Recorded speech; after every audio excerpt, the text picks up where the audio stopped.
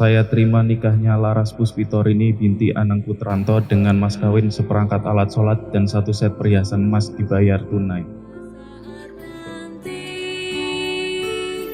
Tua bersama.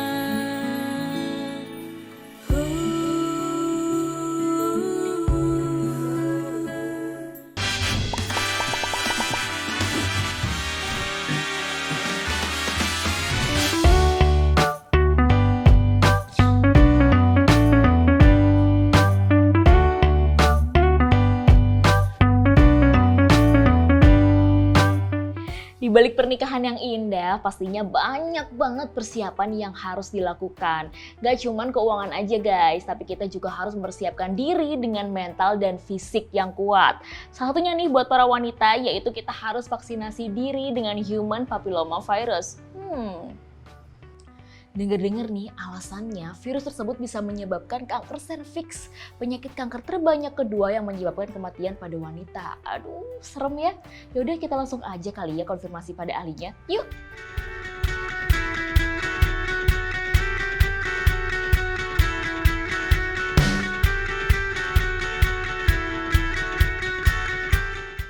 Halo dok, apa kabar? Halo Laras, kabar baik. Gimana kabarnya?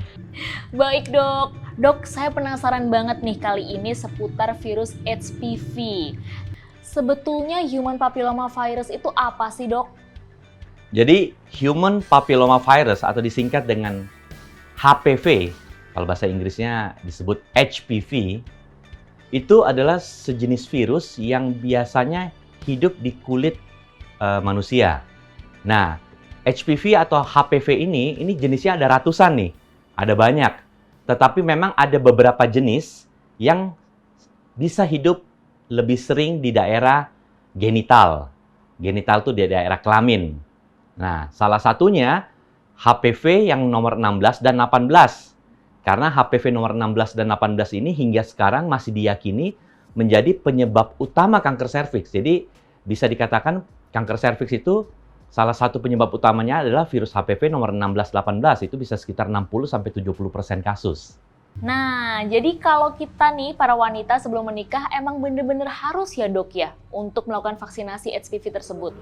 Betul, karena apa? Karena HPV khusus yang tadi saya sebutkan, nomor 16 dan 18, ini adalah HPV atau HPV yang high risk, yang risiko tinggi. Dan resiko untuk dapat menyebabkan kanker serviks itu bisa sekitar sampai 70%. Nah, berbicara kanker, nggak semua kanker itu penyebabnya virus, ya kan? Ada kanker-kanker, contohnya kayak kanker payudara pada wanita, itu bukan penyebabnya virus. Itu mungkin keturunan, gaya hidup, seperti itu. Nah, justru kanker-kanker yang disebabkan oleh virus ini, itu sebenarnya lebih bagus. Artinya apa? Kita bisa cegah, ya kan? Kalau faktor keturunan, contohnya kayak kanker payudara, ya kadang-kadang mau kayak gimana lagi. Contohnya Angelina Jolie itu. Keluarganya punya gen-gen kanker payudara. Dia nggak mau ambil resiko, ya udah ya dia operasi aja angkat payudara. Ya kan? Daripada dia berisiko tinggi untuk mendapatkan kanker payudara dari faktor genetik atau faktor keturunan. Tetapi kanker serviks beda. Kanker serviks ini utamanya disebabkan oleh virus. Nah, jadi kalau kita tahu virusnya itu adalah HPV, lebih spesifik lagi HPV nomor 16 dan 18. Sehingga kalau ada vaksinnya, tentunya akan lebih aman. Kanker serviks ini kan bisa juga mengarah ke hingga kematian gitu loh. Nah, cuman memang sayangnya masih banyak masyarakat yang belum tahu bahwa ada kanker yang disebabkan oleh virus. Dalam hal ini kanker serviks juga penyebab utamanya virus, walaupun ada juga penyebab yang lainnya yang non-virus ya, tetapi itu persentasenya kecil, mungkin sekitar 20-30%. 70% kanker serviks ini disebabkan oleh virus yang namanya virus HPV. Jadi kalau ada vaksin, memang alangkah bagusnya itu diterima oleh wanita untuk mencegah dirinya dari potensi mendapatkan kanker serviks di kemudian hari. Nah, seberapa besar sih dok peran vaksinasi untuk mencegah penyakit tersebut? Ya, berbicara vaksin sama seperti vaksin COVID. Mungkin saya lebih gampang ya, sekarang masyarakat memahami vaksin berbicara dengan COVID. Orang yang divaksin COVID, apakah mungkin dia terkena COVID? Apakah mungkin dia terbebas dari COVID? Tidak. Tetapi resiko untuk parahnya penyakit hingga kematian itu sangat tertekan. Begitu juga dengan kanker serviks. Jadi kanker serviks ini ketika diberikan vaksin, dia itu lebih aman. Cuman memang tidak ada vaksin yang 100% melindungi tubuh kita. Mau vaksin yang dari balita hingga orang dewasa, nggak ada. Cuman memang vaksin ini dapat membuat tubuh kita tuh menjadi sedikit lebih kuat gitu loh. Jadi kalaupun kita terpapar virus tersebut, mungkin kita keparahan penyakitnya tuh tidak sampai parah atau bahkan hingga kematian seperti itu. Ada nggak dok kondisi-kondisi di mana perempuan ini dilarang untuk vaksinasi HPV?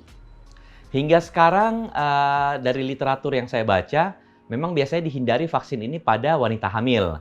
Karena studi pemberian vaksin HPV ini untuk orang hamil itu masih sangat kurang. Jadi biasanya kalau ada wanita hamil, ditunda dulu pemberian vaksin sampai setelah dia melahirkan. Pada saat dia sudah mulai menyusui, itu sudah boleh diberikan vaksin. Dan vaksinnya kurang lebih 3 kali, seperti vaksin hepatitis B. Diberikan sekarang, kurang lebih 2 bulan dari sekarang, dan 6 bulan dari sekarang. Jadi hitungannya 0, 2, 6.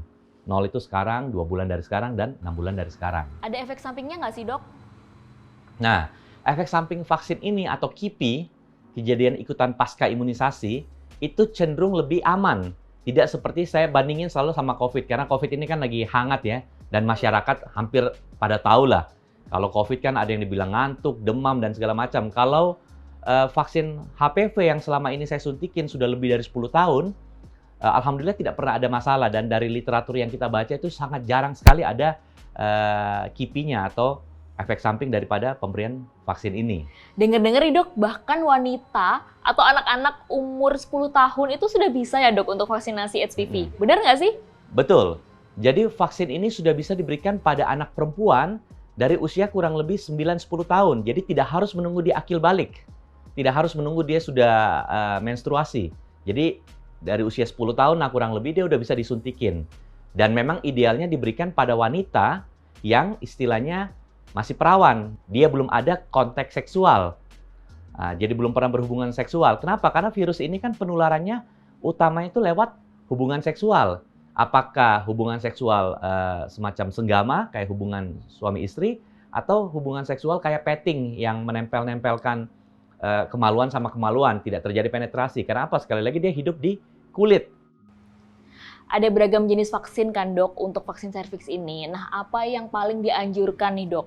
Ya, jadi di Indonesia ini hingga sekarang ini baru ada 2 jenis. Ada vaksin yang istilahnya disebut vaksin yang berisi 2 virus HPV. Jadi untuk melindungi dari 2 jenis virus HPV. Karena 2 jadi diistilahkan vaksin bivalen.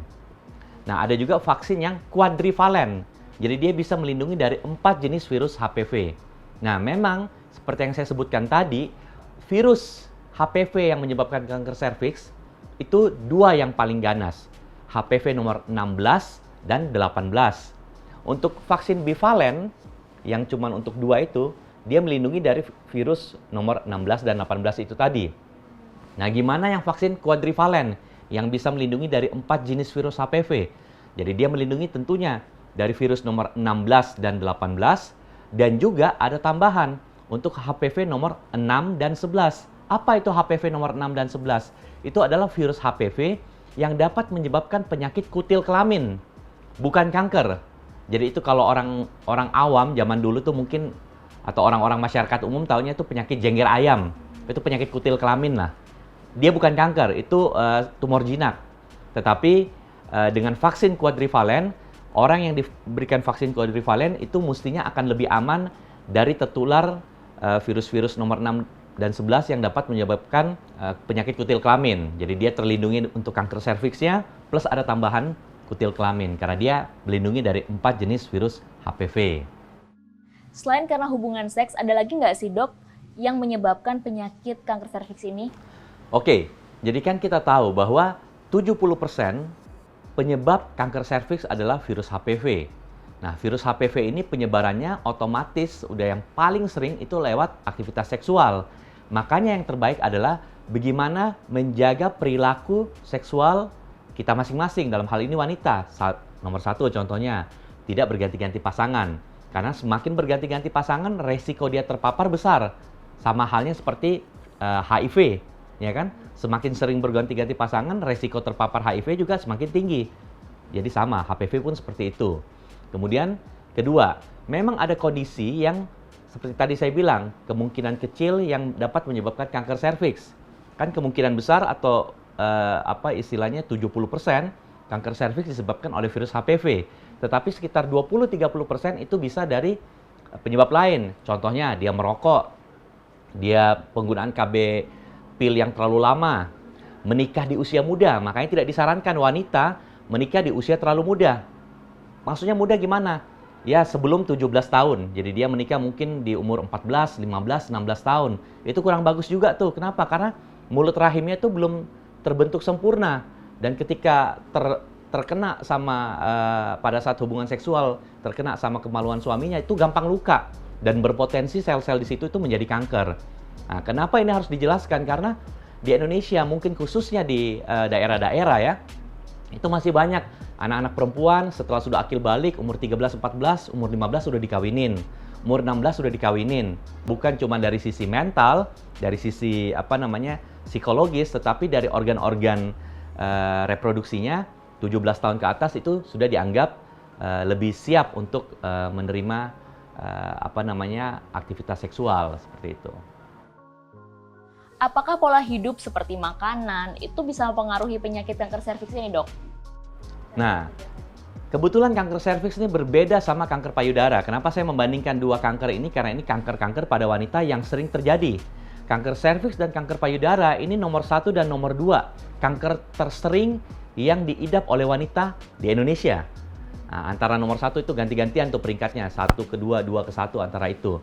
Nah, kalau kanker payudara itu bisa karena faktor salah satu itu tadi. Pola hidup, mungkin gaya makan, gaya hidup, merokok dan segala macam, pola makan yang nggak sehat, bisa saja. Selain memang juga ada faktor genetik.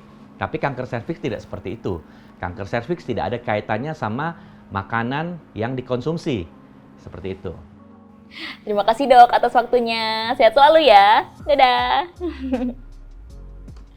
Wah, berarti bener guys, mencegah lebih baik daripada mengobati. Kalau kita vaksinasi HPV, selain kita menyayangi tubuh kita juga melindungi pasangan kita kan. Jadi kalian nih buat yang mau nikah, jangan lupa ya vaksinasi HPV dulu. Terus jangan lupa like dan juga komen video ini. Terus pastikan kamu sudah subscribe YouTube Dengar-Dengar nih persembahan dari Le Mineral untuk tahu informasi seputar kesehatan lainnya. Gak mau ketinggalan kan? Pastikan tombol loncengnya udah dinyalain ya. Oke? Dadah!